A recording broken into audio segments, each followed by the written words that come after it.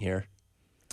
Prior to coming here, I know that he was at Wisconsin for a couple years and at Chat, took the Chat team to the NCAA tournament. That's pretty much it.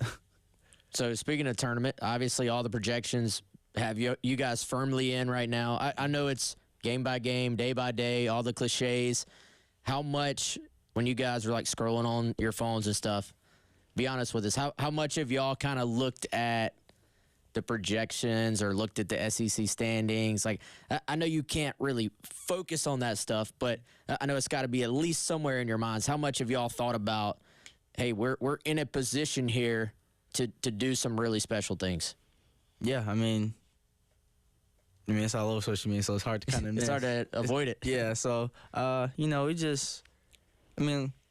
we really don't talk about it as much as people think we would. We just take it game by game, and at the end of the day, we still trying to win the regular season for the SEC. So, but just to have our names talked about, nobody believed that this team would be where we are now, or at least make it to the tournament. So I just feel like it's pretty cool to see that. Did you feel like within the team, Talon, was there a point this season? Like, I'm sure you guys all had confidence, even regardless of what the outside world was saying coming in. You had confidence in yourselves, but was there a point where you could sort of sense in the locker room maybe a win or a moment that everybody kind of looked around and was like, oh, we're not just talking about this anymore, like we're doing this? What do you remember when that was, or was there a specific moment, or not really? Not really. No, I couldn't give you a specific moment. I just feel like from the beginning, when we went to Bahamas, we knew this team could be something special, and we were just going to shock the world and let our game speak for itself. Going back to the beginning of the season, as I mentioned, the team was projected to finish at the bottom of the SEC. Nobody really gave you all much of a chance. Within the locker room, how was that used as a motivating tool? Was that literally put up on a bulletin board, as we like to talk about, and say, hey, here's what people are saying about us, let's go out there and prove them wrong? Or how was that done? I feel like everything starts in practice. Like when we go against each other, we will always tell each other, like, they projected us last, so we have no respect. So we just got to go out there and gain our respect. And I feel like so far throughout the season, that's all we just try to do, is just gain our respect. I'm curious, this team has been, like, I think we all knew when Coach Paris came in, you look at, like you said, what he did at Wisconsin and then at Chat, recruited teams that could shoot the basketball and spread the floor and kind of gives you guys some freedom, I feel like, to play comfortably on offense. But I think the most impressive thing has been the other side, too, just playing great defense. What is it about maybe this team or the defensive scheme y'all are in, the principles y'all are, what is it about this team that y'all have been able to just kind of lock down and just as a complete group be so effective defensively this year? Talk about getting Coach Paris fired up. If you don't play defense, I feel like that's the easiest way to get him mad. But I just feel like we all bought into what he's telling. Like, that was the first thing we talked about, was defense, and being bought into that, because we don't have the most athletic and physical guys in the world. But, just playing together and playing team defense, I feel like that's what's helping us be so successful this season. So he just instilled that in our mind, and we just took it from there.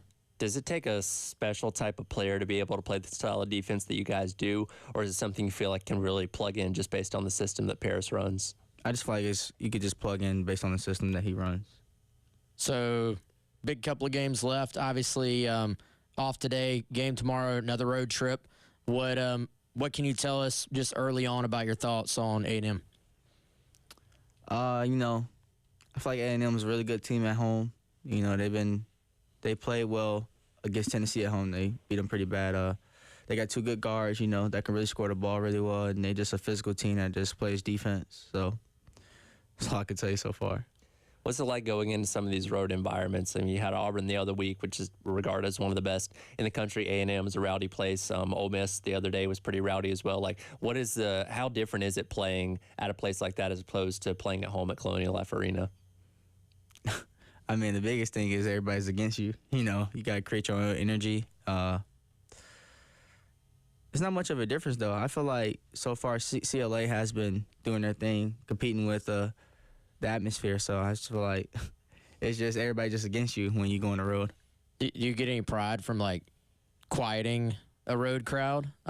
Y'all controlled the game on Saturday, man. Like, that was a big game for Ole Miss. Like, they needed that win. Right. They have y'all coming into to their place, and y'all kind of controlled, I felt like, the entire flow of the game. What is it like just kind of as the game goes along, kind of looking around and being like, we're kind of keeping this crowd subdued almost? Right. I mean, I feel like that's the biggest thing on the road, just trying to keep the crowd not involved. I feel like teams that's at home feed off their crowd, so I think that's the biggest thing. But, as a kid, you always dream about hushing the crowd. I mean, that's nothing but a good feeling to have. And, it's nothing better than seeing fans leave early. It's funny to say, but it's just like, dang, all right, bye. We'll continue our conversation with Talon Cooper on today's edition of the Garnet Trust Hour coming up next, right here on The Game.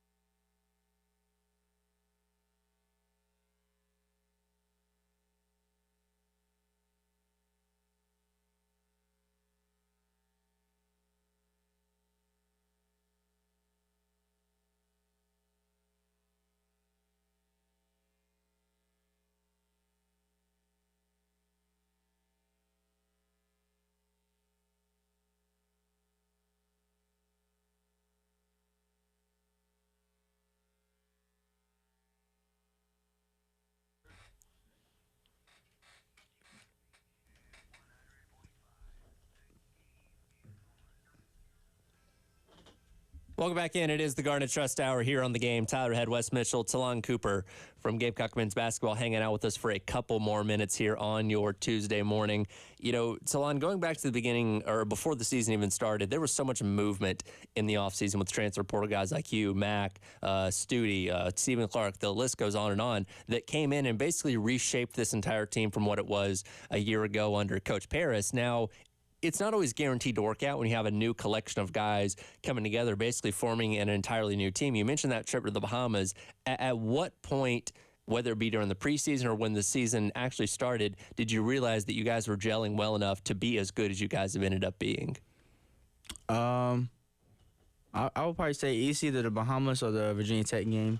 One of those two, you know, just playing alongside everybody. You know, you just tell and how well we played together and how good we were defensively. We just tell, like, this team could be something special.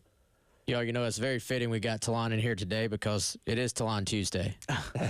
So for those listening who don't pay attention to Talon Tuesday, go check out Gamecock men's basketball social media every week. Do we have one ready, fired in there for this week? Oh, yeah, you know we do. What time does that drop? Is it the same time every week or it's just kind of random? I think it's kind of random. I'm thinking it's a certain time. Okay, well, everybody can be on the lookout for that. How did that? I've enjoyed those, man. Those have been hilarious. You've got some great personalities around you on this team too that I think you've kind of amplified a little bit and let us see behind the curtain a little bit. How did Talon Tuesday get started? And have you had fun kind of being able to host it? Yeah. To be honest, you know, me just joking around, talking to our video guy, and I was just like, we should do like a Talon Tuesday. Just joking around though. I wasn't being serious. He was like, you know, I'm gonna look into it. And then one day he was like, all right, I got an idea for you. Let's do this. And then from there it just went on. People love it. So now it's just something that I just keep doing. Who is your favorite guy to interview and why is it Josh Gray? No, it's definitely Josh Gray because, you know, Josh is a character, man. He's funny. I can't explain what Josh is, but Josh is a character. Josh is a character. Obviously, playing Division I sports is a serious thing. You guys take everything seriously and practice in the games, stuff like that. But how does doing fun things like that through social media not only help you guys bond, but help you guys loosen up a little bit as well? Yeah, I mean, it's just. I feel like I do it more for the fans, just to show them like, just another side of us. Like we just not all serious all the time. Like, we just also have like a personality. We have character on this team, so I feel like that's what we do it for. How many things get cut, or like are we seeing most of what's said, or is there like a lot that's being said that they're like hitting the floor basically? Yeah, a couple of us chop. I mean, I tell you this, one episode just got cut off completely. It would have probably been the funniest one, and it was the coach's impersonation. But they said nah, it was too much. But it would probably been the funniest one. Out of the ones that we have seen, do you have a favorite? I'll probably say the riddle that I did in Alabama that nobody could get right. That's probably the funniest one because everybody kept saying like Walmart or Zach said the White House for some reason, but who knows why? But yeah. So the one that got cut was impersonations of LP? Coaching staff. No, the coaching staff. Everybody. Does it still exist on a computer somewhere, you think? Possibly. So I'm thinking if we make this tournament run, guys, like at some point, this thing needs to be released. Like, was it that bad? It was crazy. Wait, who's the reason it didn't get posted? I think that's the better question. Like who on the team? Or like it didn't get posted for some reason, like was somebody upset by it, or? Oh, I don't know. Okay, I don't know. They didn't tell me all that. They just told me they couldn't post it. But I'm pretty sure if we go to the tournament, that'd be some stuff like some clips from it that would get posted. But I don't think they'll post the whole edit. Okay, yeah, makes sense. All right, so without giving it away, what are we talking about today? What did you ask the guys? It's a part 2. Okay. It's a part 2 of the Hunger Games. Have you seen that one? Yes. But this time it's just going to be the coaches edition. Okay. All right, that should be good. Okay, another question related to this. We could do a whole segment. Why don't you answer the phone when your teammates call you?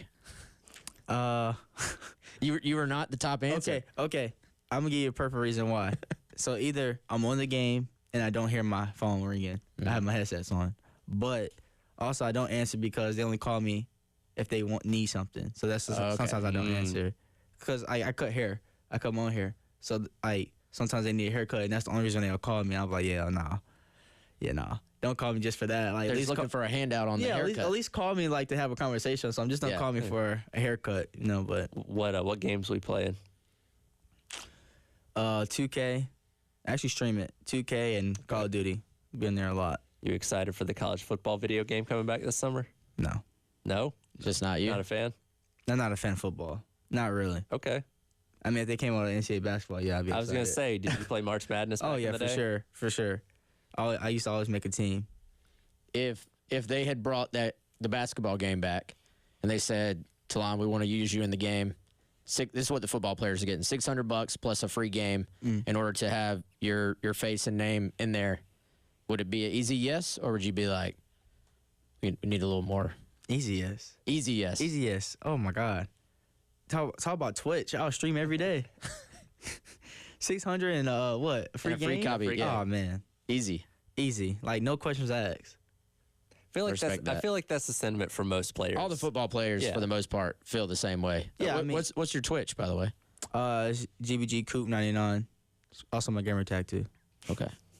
Sorry, what were you about to say? I cut you off. No, I was just saying, like, I mean, I feel like every kid dreamed of being on a video game, and you don't have to create your own player, and it's just gonna be in there for you. I mean, in a free copy. Oh my Yeah. God. So You're in there for life too. Like you Yeah. are Yeah. the rest of time you are in the video game. Like that's Yeah. Pretty sweet. for sure. when you were playing March Madness back in the day, what team were you using?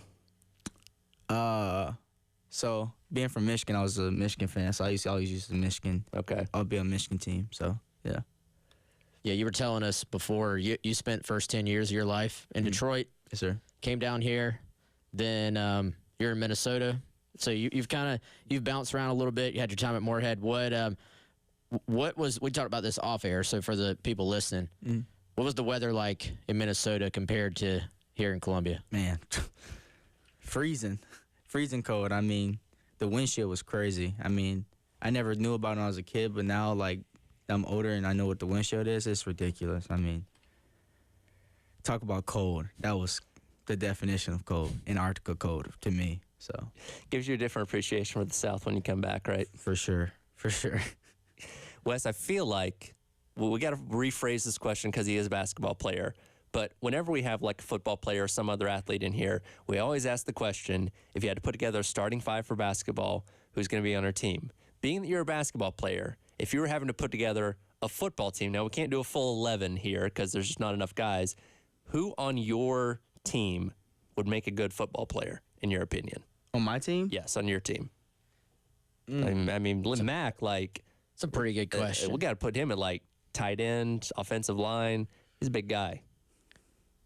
So when we be 5 players off my team, that'll make a good football player? Yeah, let's go with 5. Yeah, or however many you Yeah, wanna however many you list. think. We don't got to we do can't, 5. we can't flesh out an entire roster here, but I wanted to, because again, we always ask the football players about basketball, so I figured why not I ask got it. I got a basketball good player one, about I football? think. Can I include myself? Sure. Yeah, Go ahead. Yeah. Okay, I'm going to include myself first because I would like to play quarterback. That's Okay. what I did growing up. Jacoby. I feel like Jacoby's really athletic. Who else I could put Where are in we there? putting Jacoby? Probably like a running back. Okay. Speed.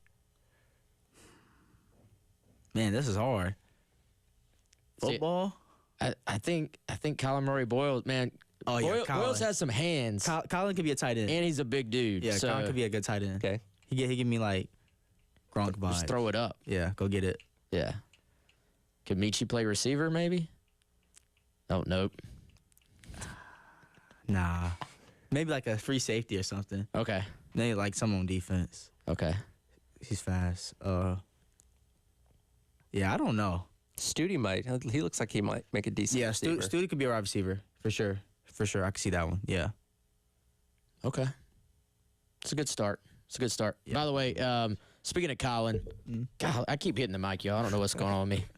Act like I've never been in here before. But speaking of Colin, did you already know, like in the summer when y'all were working out with him, that he was going to be this? You already. Most definitely.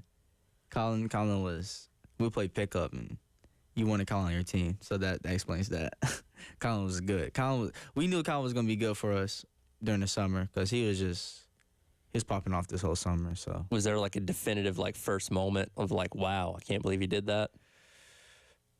yeah, just the dunks he was doing. I mean, he's athletic. He made my knees hurt when he jumped. So yeah, he's a really good player, and he gonna have a special time here in the near future. What other than like the obvious, he's a good player, but if you kind of drill down, what makes him such a good player? Like, I feel like he's got so many different skills that he's already developed as a true freshman. But what stands out the most to you about Colin's skill set or ability? Just his feel for the game, you know, just the way he just plays hard, and his feel for the game is it's pretty good to be a freshman, you know. Yeah. I feel like he's directing track. Like, if you watch him away from the ball for a freshman, I feel like he's always pointing and talking to you guys and kind of just engaged with everything. Yeah, he's definitely engaged. I mean, hold on. Well, man, I wish we could keep you here longer. We do have to run to a break. You know, you got to run. You guys got to catch a flight to A&M a little bit later on. But, man, we appreciate you hanging out with us a little bit today. And we're so excited to see what you guys are going to do over these next couple weeks and hopefully make a nice run in the tournament as well. Yes, sir. Appreciate it. Thanks for having me. Again, that's Talon Cooper from Gamecock Men's Basketball. We'll come back, continue on with today's edition of the Garnet Trust Hour right here on The Game.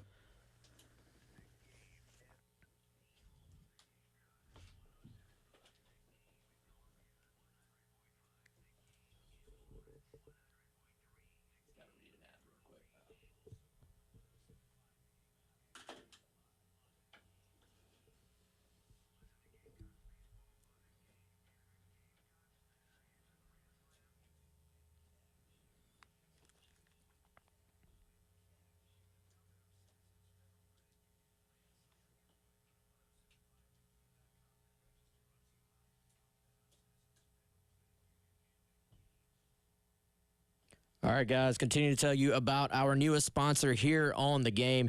It's our friends at Classic Roofing here in Columbia, South Carolina, offering residential and commercial roofing services throughout Columbia and the surrounding areas.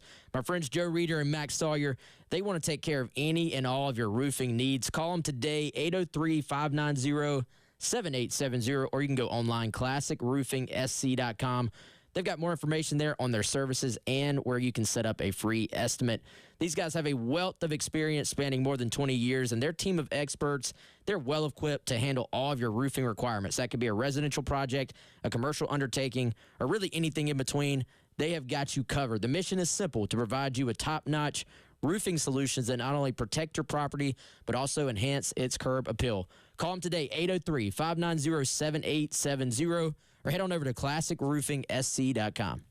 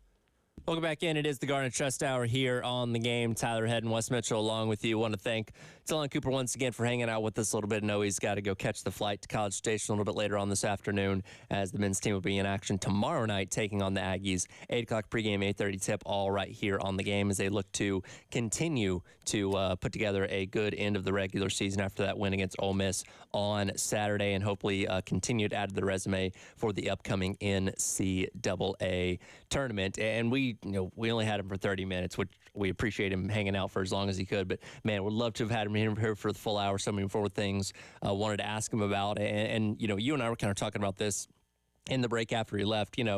Here's a guy that's been around, played basketball for a long time between Morehead State, Minnesota, and now here at South Carolina, just mature beyond his years. And that resonates as well with some of the other guys that came in as transfers. We've had B.J. Mack in here. We've had Miles Studi in here. Michi Johnson's obviously been around and transferred in a couple years ago. This is just such a veteran team. And when you talk about the doubt that people had in them during the season, the ups and downs they've gone through, through conference play, even over these past couple weeks with losing those games to Auburn and LSU, when you have a veteran presence like this team has, you have the confidence that they can take on anything and rebound from anything like they've been able to do.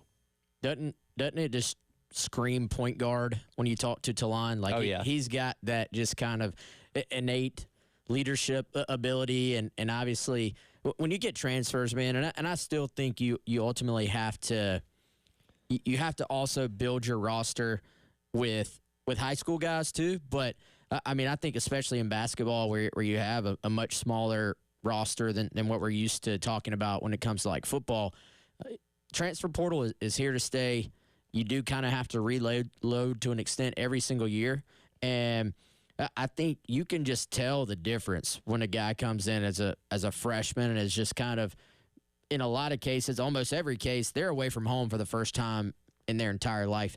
The transfer guys, they just carry themselves a little bit differently. And a lot of cases, like Talon, he's a grown man. Like, that's an adult that we were talking to. And he carries himself that way. And, you have to have talent as well. Like, if you just had a group of fifth-year seniors, but they couldn't play at all, you're not going to win any games. But I do think that is an X factor. That's been an X factor with this team. It sounds a little bit cliche, but I think we've seen it all year long.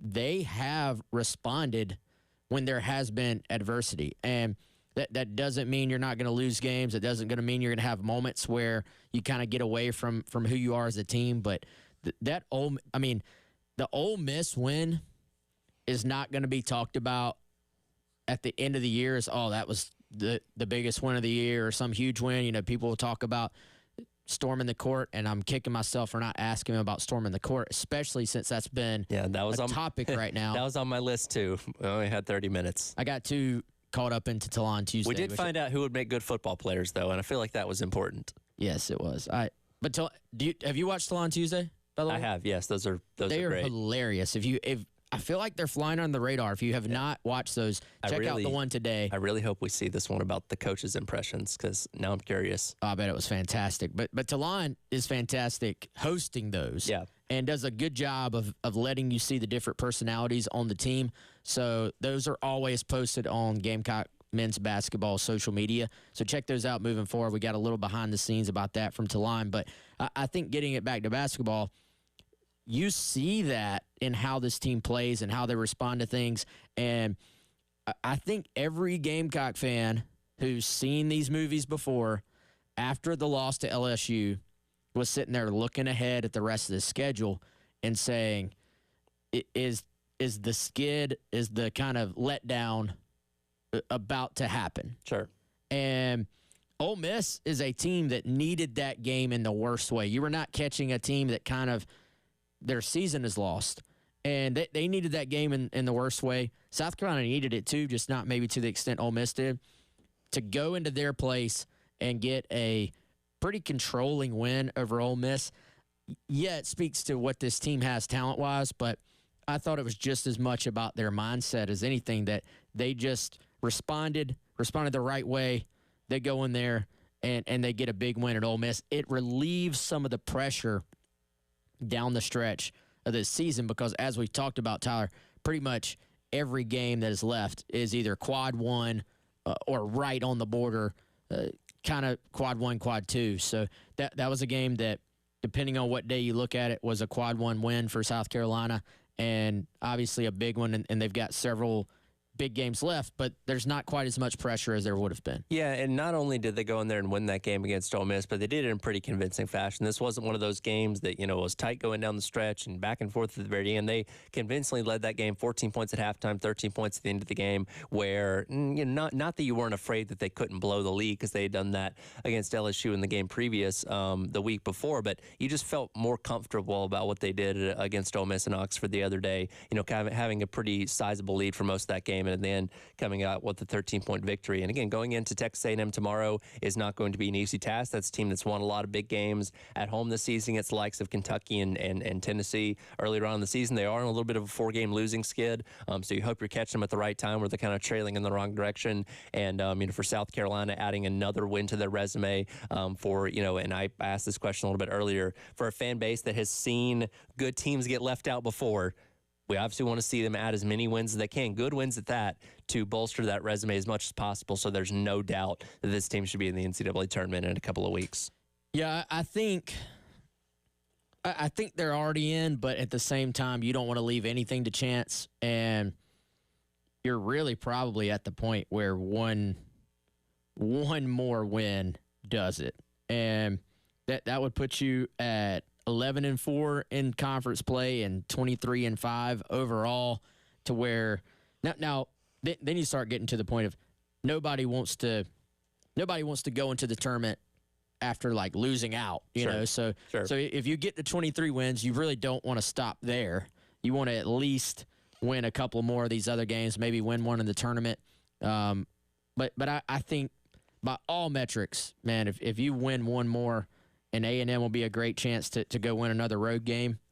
You win one more, I think you're stone cold lock on this thing. Well, and just as importantly, if you can win a couple more games to close out the regular season, you can still lock up one of those top 4 spots in the SEC tournament where you can get that double bye. And again, you don't have to go in there and win the tournament necessarily, but having a win or two within the tournament going into the NCAA tournament after that will be huge for this team as well. Yeah, and I think here's the thing.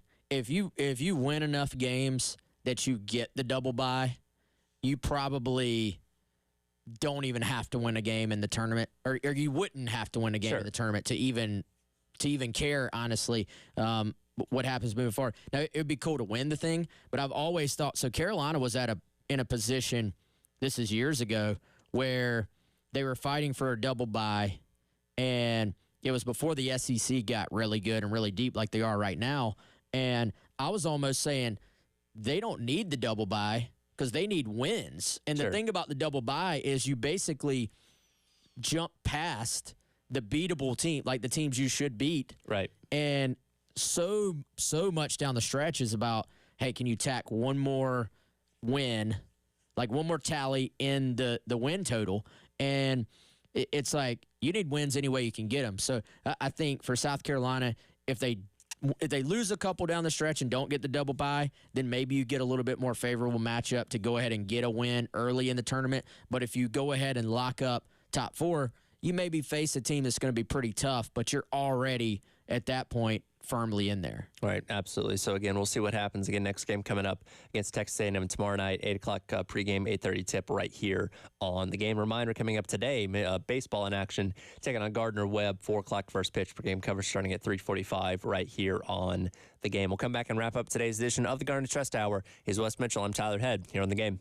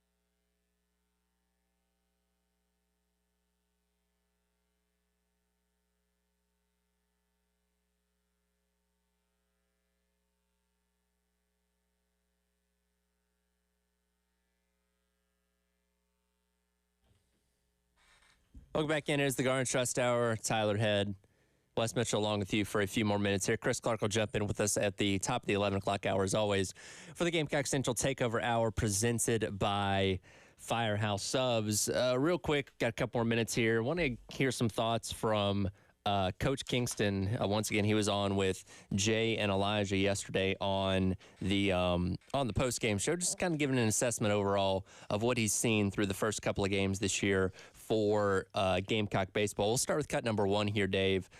This is him just kind of giving an assessment of what he's seen through these first 8 games. I think so. I think there's areas that we're, seeing things even better than we had hoped, and I think there's a couple areas that we need to shore up. But I think all in all, sorry we let that game slip away on Saturday, but it was one of those games where just nothing went right for us. But the kids really bounced back well and strong on Sunday. So I think all things equal, 7-1 is not a bad place to start. And as he mentioned, they were outside of those couple of bad innings against Belmont on Saturday, where they lost that game 11-2. And look, that was just a game where everything was working for Belmont. Nothing seemed to be working for South Carolina. About as good of a season start as you can ask for through these first 8 games. Offense is clicking on all cylinders. You got these new transfers that are playing really well. Your pitching staff is looking really, really good. Everybody's healthy as of right now, knock on wood. Kimball and Becker are working themselves back to 100%, but don't seem far away from it. Again, if undefeated is about the only other thing you could have asked for, but there's only a handful of undefeated teams left in the SEC. He moved up in the D1 baseball rankings yesterday. Things looking very up for South Carolina early on this season. Yeah, and then you really start to find out, I think, what you are this week with Clemson and what I think is always your early season barometer. And so when you're a team like South Carolina, or really when you're a program like South Carolina, I look at your first sort of 10 games as you just don't want to screw it up, basically. And so what I mean by that is you're going to look at this team. You're probably not going to know, can this team compete for Omaha? Can this team compete for an SEC championship? The competition to this point just is not good enough yet to really start getting those answers. But can you find out pretty soon the opposite side of that, which is, this team's not going to be capable, or is going to have to maybe not be capable, but it's going to have to come a long way, right, in order to compete for all those things. So I look at the season so far as being, I'm not ready to make any designations, but kind of so far so good. I think with the questions for the pitching staff that we had coming in, like you said, other than that middle game this past weekend, you saw a couple of their little of the concerns maybe start to show as far as that goes. The pitching depth. Is there going to be enough once they get into SEC play? I think some guys are still going to have to emerge as far as that goes. However, I do think from what we've seen, there's been a lot of things that already, like he said, maybe you look at it and say, some things aren't quite as good as we thought, but there are already some things that are in a better position than we thought they would be. I think, like many Gamecock fans out there probably heard coming in, Raman Kimball is banged up. Matthew Becker's banged up. Is the worst case scenario already starting to happen? Mm-hmm. And then both of those guys have pitched incredibly well so far and have not even been back to full strength. So I think you can find there's reason to be confident there, and there's reason to feel like there are some good things happening there. I think if they can keep building some depth in the bullpen, we know for the most part this lineup is going to hit. And the beauty of it is you really haven't – I know Messina had 2 home runs in the final game of that series, but for the most part, this hasn't just been the Messina-Petrie show. It's been that there's lineup depth. Dylan Brewer has arguably been their best hitter in terms of spraying the ball around and getting on base. You're getting production from your 1 through 9 within the lineup that you already have, and you're also getting guys like Kennedy Jones, Ryan Bakes, when he's getting opportunities to start, also coming in and showing you some things as well. And Coach Kingston talked about this after the game on Sunday. You'd rather have 11 guys that are capable of being out there on the field than just having 7 and having to piece together the final 2 spots. So you almost have more than you need at this point in time. I'm very interested to see how they go about, maybe kind of shifting the roster around the lineup a little bit, just kind of depending on the day and who they're taking on. But you got a lot of good options, a lot of good pieces up and down this lineup that can be very productive on offense. They're averaging, 11 runs a game, which is fantastic. And obviously you do have to get through Gardner Webb tonight, but this series against Clemson this upcoming weekend, Columbia on Friday, Segra Park on Saturday, and then obviously up in Clemson on Sunday. That's going to be the true litmus test of where you stand early on in your season, as it always is, because Clemson's top 10 team, South Carolina in the top 20 themselves, and see just how good this team is early on in the year. Yeah, I'm excited, man. This is the best rivalry in baseball. You get the 3 games where you got one at your place, one at their place, and then one at a neutral site. This time it's in Columbia, so those guys get to play in a professional park. I think it's going to be a really cool weekend. I'm looking forward to diving into that later on this week, maybe having a baseball guest on. And I think to me, you can get excited about baseball season starting and get excited about opening day, but it really starts to feel like it's truly baseball season and that there are things up for grabs once this series starts. Well, and as soon as you get through the Clemson series, I believe there's one more non-conference series, and then you jump right into conference play, taking on Ole Miss on St. Patrick's Day weekend. So it's all ramping up very, very quickly, but good through 8 games. We'll see what they do tonight, taking on Gardner Webb. Again, first pitch coming up at 4 o'clock. Pre-game coverage starting at 3:45 right here on The Game. Coming up next is the Gamecock Central Takeover Hour presented by Firehouse Subs. Chris Clark will jump here with us right here on The Game.